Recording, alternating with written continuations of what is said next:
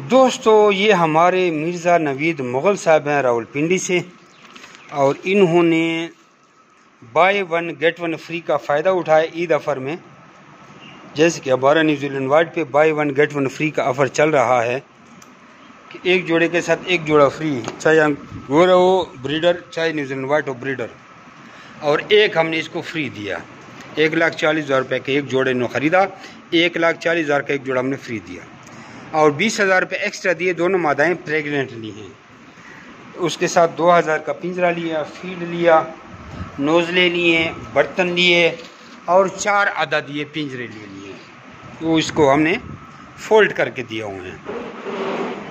ठीक है, ये तकरीबन राउंड अबाउट इसका 1,87,000 के पता नहीं कितना बिल बन गया। 26,000 रुपये का इसे वापस जोड़ा लिया जाएगा। Zameer rabbit farming company private Pakistan government से मौजूद शुदा पाकिस्तान की वाहिद रजिस्टर्ड कंपनी है जो आपको खरगोश देकर उनके बच्चे 25 साल तक वापस खरीदने का एग्रीमेंट करती है। आप भी हमारे साथ इसका एग्रीमेंट करके एक आसान कारोबार शुरू कर सकते हैं।